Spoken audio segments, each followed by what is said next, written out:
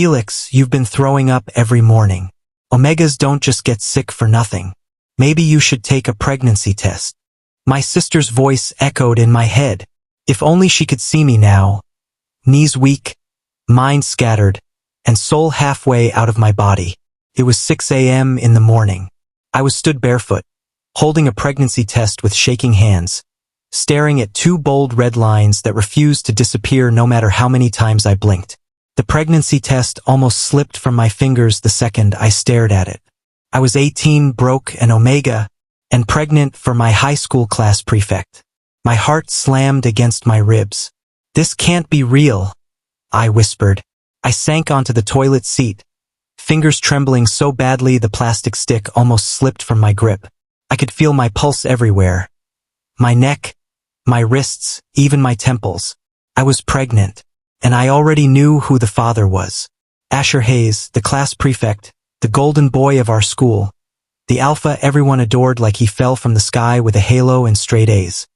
My head throbbed as the memory of that night rushed back. The neon lights of the club, the loud music, the shots we definitely shouldn't have taken. My cheeks hot from laughing too much. Asher's arm around my waist because I nearly slipped. His lips brushing mine because he said, "I've been wanting to do that for months." We were drunk, emotionally and literally. He confessed he liked me. I confessed I liked him more. Then we stumbled into a quiet corner of the club, where light barely reached, and we kissed until our hearts forgot their rhythm. One thing led to another. We weren't thinking straight. We just held each other like the world wasn't watching. Now here I was, holding the consequence. I covered my mouth, trying not to cry, but my eyes burned anyway. How was I supposed to explain this to my mom? I could already imagine her face. Shock, disappointment, worry. She'd faint, then resurrect just to faint again. And Asher, what would he say? Would he freak out? Deny it? Pretend nothing happened? I had no idea. His parents would probably call me a snake, a schemer, a curse. They always looked at me like I was the dirt under their expensive shoes. I pressed a hand against my stomach. There was a life growing inside me. "Felix," my sister's voice called from the living room. "Are you done? I need to use the bathroom." I swallowed hard and wiped my face. "Yeah, I'm coming," I called back, voice cracking. I had to break the news to Asher sooner.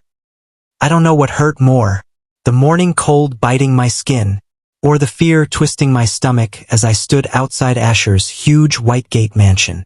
My palms were sweaty, my heartbeat was too loud, and the little paper bag holding the pregnancy test felt heavier than a bag of stones. I rang the doorbell. For a moment I considered running away, pretending nothing happened, pretending I wasn't carrying the child of the boy I secretly loved. But before I could escape, the door opened. Asher stood there. His neatly styled hair, sleepy eyes, and soft hoodie made him look like an angel dragged out of bed. He blinked at me, surprised. Then a warm smile spread across his face. "Felix? Why are you here so early?" he asked, rubbing his eyes. "Come inside, you must be cold." My chest tightened. Those gentle eyes, that warm voice, they made everything harder. "No," I said quickly, stepping back. "I can't come in. I just need to talk to you." He frowned slightly, confused. "Is something wrong? You're shaking." Before I could continue, a faint creak came from inside the house. But I ignored it, focusing only on the boy in front of me, because this moment was already terrifying enough. I took a deep breath. "I'm pregnant." The words left my mouth like a knife I couldn't take back. Asher froze. His face went from warm to pale. "You're pregnant?" His voice cracked several times. He looked like someone had unplugged his brain. I forced myself to continue before I fell apart. "It's yours, Asher. I took a test this morning. I'm sure." His mouth opened, no sound. His hands trembled. He looked like he wanted to hug me, or faint, or both. And then, a voice sliced through the moment like a blade. "Asher, what nonsense am I hearing?" My stomach dropped. Asher's mother stepped out from behind the window where she had clearly been eavesdropping. Her eyes were sharp, cold, almost venomous. She looked at me like I was trash somebody left on her doorstep. Asher, step back, she ordered. Asher swallowed hard. Mom, wait. She ignored him and marched toward me. So this is the foolish lie you came here to tell? She spat. You? Pregnant? And claiming my son is responsible. I could barely breathe. Mrs. Hayes, I'm not lying. I just wanted to. Enough. Her voice cracked like thunder. Asher is 18. He doesn't go around getting people pregnant. Especially not some poor worthless Omega boy with a dramatic imagination. Her words were knives. Sharp, precise, meant to kill. I felt my throat tighten. My eyes burned instantly. I'm not lying, I whispered, voice trembling. I'm not asking for money. I just thought he should know. She stepped closer, eyes blazing. Listen to me very carefully. Whatever mess you've gotten yourself into, go find the actual father. Because it is not my son. Mom, stop! Asher burst out, grabbing her arm. But he was shaking. He didn't defend me fully. Didn't deny her words. He just looked stuck. Terrified. And that hurt the most. His mother turned on him sharply. Inside. Now. She grabbed his wrist and dragged him toward the house. Asher! I whispered, voice cracking. Please.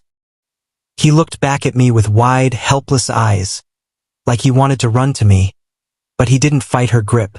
And then the door slammed, leaving me alone, with a child inside me, with tears burning down my cheeks, with my heart shattering piece by piece. I finally turned around and walked away, my steps shaky, my vision blurry. By the time I got home, I collapsed on my bed and cried into my pillow. What am I going to do now? I sulked, deeply searching for answers, but none were forthcoming. The next morning, I walked into school with my head lowered and my bag clutched tightly to my chest. I told myself to breathe, to act normal, to pretend nothing had changed. But the air felt different.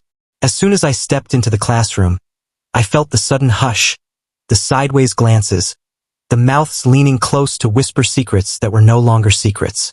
I heard he doesn't even know who the father of the baby is. A girl muttered behind me, not even bothering to lower her voice. My heart skipped violently. My fingers tightened around my bag strap as if it could hold me together. My stomach twisted, not from morning sickness this time, but from fear. How? It had only been one day. One single day since I told Asher. I hadn't told my friends. I hadn't told anyone at school.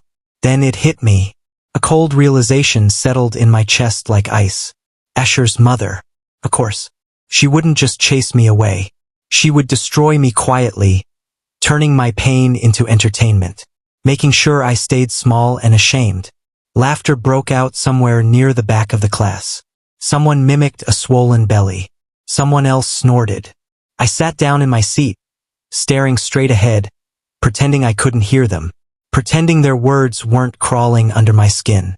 But before the first lesson could even begin, a teacher stepped into the class and called my name. Felix, the principal wants to see you. Every eye turned to me. My legs felt like they weren't mine as I stood up and followed her down the hallway. Inside the staff room, the teachers were already seated. Their faces were tight, disappointed, uncomfortable. They asked why I had gotten pregnant when I was supposed to be preparing for my final exams. Why I had let myself lose focus. Why I had ruined my future. Each question pressed down on my chest harder than the last. I didn't shout. I didn't argue. I just stood there and pleaded. I told them I wanted to finish school. That I had worked too hard to be sent away now.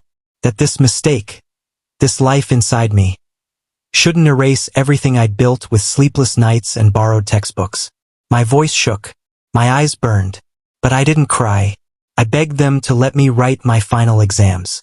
To let me graduate. The room went quiet. Time stretched. Minutes felt like hours. Then the principal spoke. He looked at me for a long moment, and something softened in his eyes. After what felt like forever, he decided I would be allowed to stay. 6 more months. Enough time to complete my exams and graduate properly. Relief hit me so hard my knees almost buckled. But the battle didn't end there. Back in class, the whispers returned, louder, bolder, crueler. Students laughed when I walked past. They pointed at my stomach even before it began to show. They gave me nicknames. They made jokes. Some teachers avoided looking at me. Others looked at me like I was already a failure. I learned to keep my head high. I learned to smile even when my heart felt like it was breaking every single day. Because I had no choice. I wasn't just surviving for myself anymore. I was surviving for the life growing quietly inside me. Saturday came too quickly. The sky was still gray when the knocking started. Hard, impatient, angry. I had barely slept the night before. My body heavy and sore. My mind restless. Something in my chest tightened even before I reached the door. I already knew who it was. The moment I opened it, my mother stepped inside like a storm. Before I could say a word, her hand flew across my face. The slap echoed through the small apartment. Pain exploded along my cheek, my head snapping to the side as I staggered back. My ears rang. My vision blurred.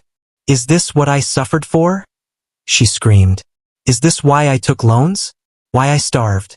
Why I worked myself to the bone? Couldn't lift my head." She grabbed my arm roughly, shaking me as tears streamed down her face. Not soft tears, but angry ones. "After everything I did, you let yourself get pregnant for a mere high school boy?" she continued. "A boy whose parents are completely nuts? Do you know how foolish you've made me look?" Her words hit harder than her hand. I opened my mouth, then closed it.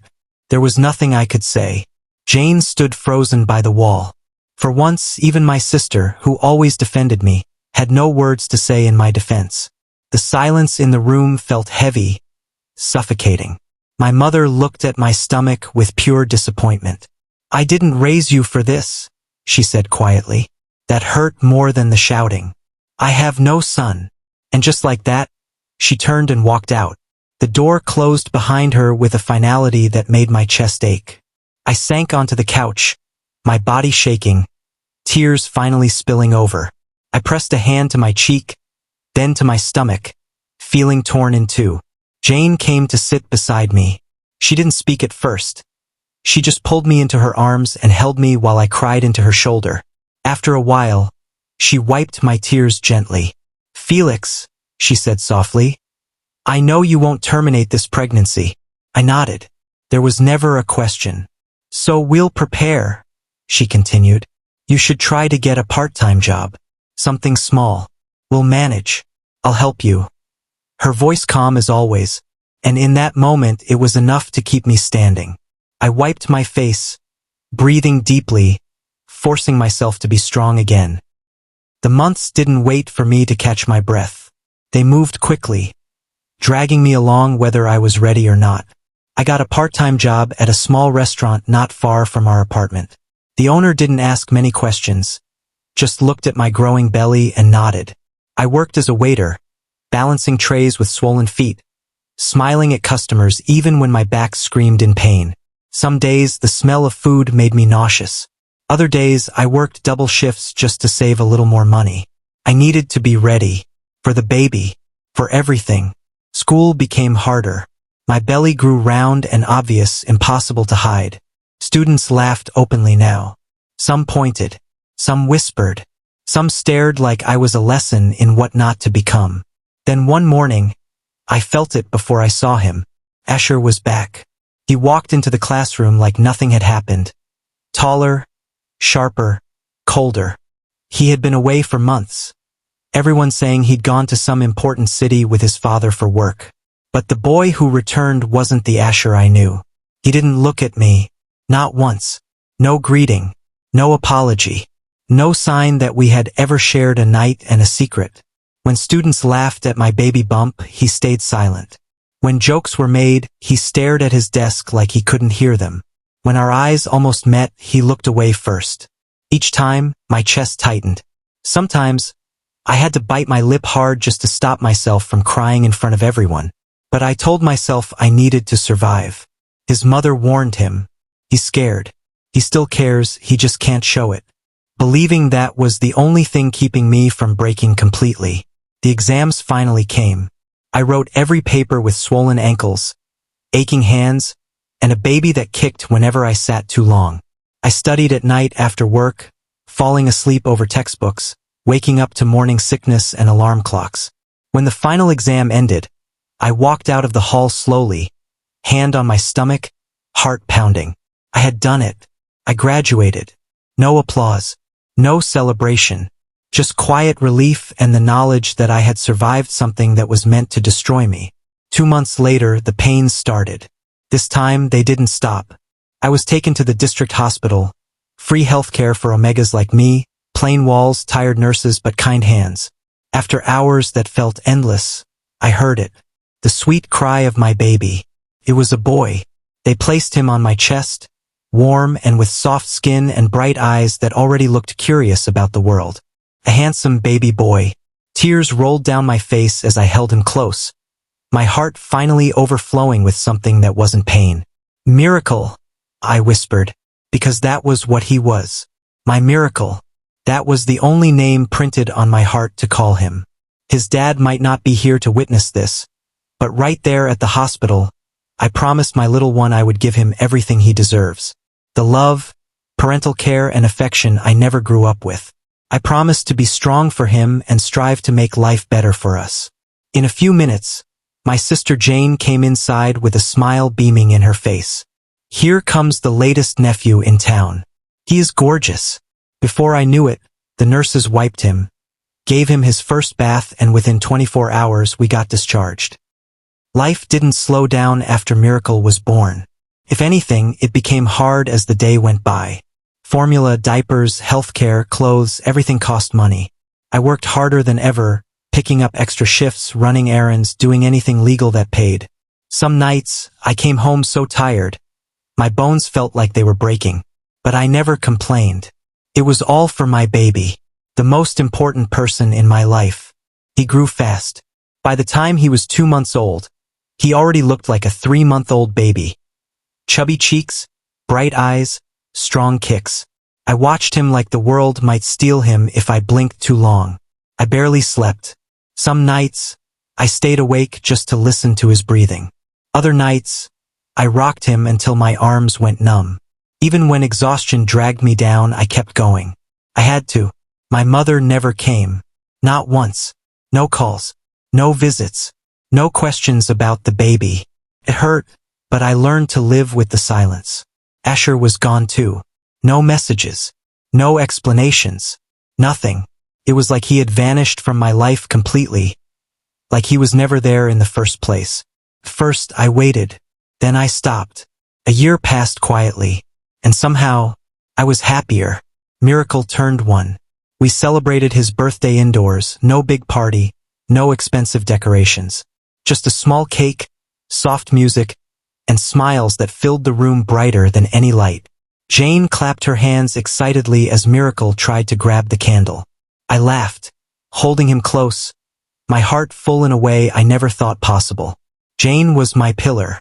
When I worked, she stayed home with Miracle. When she was busy, I carried him along to work, his tiny head resting against my chest as I moved from table to table. People often stopped me. "What a cute little brother you've got," they'd say, smiling at him. And when I told them the truth, that Miracle was my son, their faces changed. Some looked shocked. Some looked sad. Many helped me more after that. Extra tips. Kind words. Free baby food. Life wasn't easy. But it was moving, and I was moving with it. Still, deep inside me, a new dream was growing, quiet but stubborn. I wanted more. Not just survival. Not just endurance. I wanted a degree, a better job, a future where Miracle would never feel ashamed of where he came from. So while life went on, I began to plan. College wasn't just a dream anymore. It was my next step. The idea had been sitting in my heart for weeks before I finally said it out loud. "Jane," I told my sister one evening as we folded Miracle's tiny clothes, "I want to go back to college." She paused, then looked at me and smiled. "I was wondering when you'd say that," she said. I explained everything. How I planned to take a student loan. How I'd add my little savings to it. How I was already signing up for tutoring because I wanted to study accountancy. A stable course. A future that made sense. Jane didn't doubt me. She promised to support me in every way she could. That night, I filled forms, made calls, calculated money I barely had. I worked my part-time jobs during the day and studied at night, preparing myself mentally for the loan approval meeting coming up the next week. Everything felt planned. Then life did what it always did. It surprised me. It was a cold night at the restaurant. The kind where your breath fogged the air each time you exhaled. A group of men walked in, well-dressed, confident, loud with money. Their order alone was worth more than what I made in 2 weeks. The manager asked me to serve them. As usual, I smiled, took their orders, and even promoted the restaurant, telling them about discounts, special nights, and encouraging them to come again. One of them watched me closely, not in a creepy way, in a curious way. When they were done, he called me aside. "Have you ever considered acting?" he asked. I blinked, confused. "No, sir," I replied honestly. "I've never acted before, and I'm preparing to go back to college." He smiled, calm and confident. "I'm a movie producer," he said. "I own one of the biggest film industries in this city." My heart skipped. He told me about a new project, how they'd been searching for a specific look, a specific presence. "And you," he said gently, "fit that role perfectly." I laughed nervously, half expecting him to say it was a joke. Then he said something that made my breath catch. He offered to pay for my studies, to pay me monthly, to enroll me in his acting academy if I agreed to train and work with them. Felt unreal. Too good. Too sudden. I told him I needed time to think. He nodded and handed me his business card. "I'll come back tomorrow," he said. "Then you can tell me your answer." When he left, my hands were still shaking. That night, I rushed home and told Jane everything. She stared at the card like it might disappear. We searched the academy online. It was real. The films, the awards, the producer, everything. Jane looked at me, eyes wide. "Felix," she whispered, "this is a miracle." I turned to my son, sleeping peacefully in his crib. I watched his chest rise and fall, his tiny fingers curled into fists. I smiled. Maybe life hadn't forgotten me after all. Maybe this was my reward for surviving. I picked up the card, my heart steady now.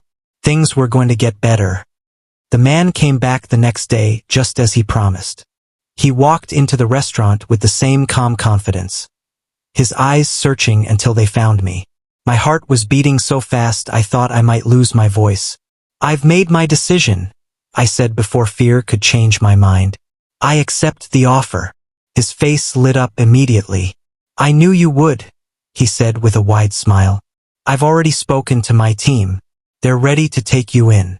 He told me something I would never forget, that people paid millions just to get a chance like this. Yet somehow life had handed it to me freely. I worked harder than I ever had in my life. Just like he promised, I got into college to study accountancy part-time. During the day, I attended classes. At night, I trained, rehearsed, learned scripts, and stood under bright lights that once felt impossible. I was tired, but it was a good kind of tired. 6 months later, the movie we worked on was released. And it exploded. It made more money than anyone expected. People began to recognize my face. My name slowly found its way into conversations, headlines, and screens.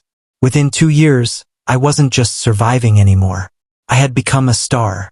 I moved Jane and Miracle into a better building, clean, spacious, safe. They lacked nothing. Money was no longer a constant worry hanging over our heads. One quiet evening, I sat with Miracle in my arms. He was almost 3 now, talkative, playful, full of laughter that healed parts of me I didn't know were broken. As he played with my fingers, I found myself thinking about the past. The bathroom floor, the whispers at school, the slap, the silence, the boy who never showed up again. Asher. I wondered if he ever thought of us, if he ever regretted his silence. But the thought didn't hurt anymore, because I had built a life without him. I looked at my son and smiled.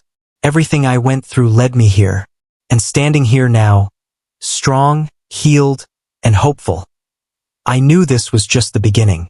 If you enjoyed this story, please like, comment where you are watching from, and don't forget to hit that subscribe button. Thank you for staying till the end.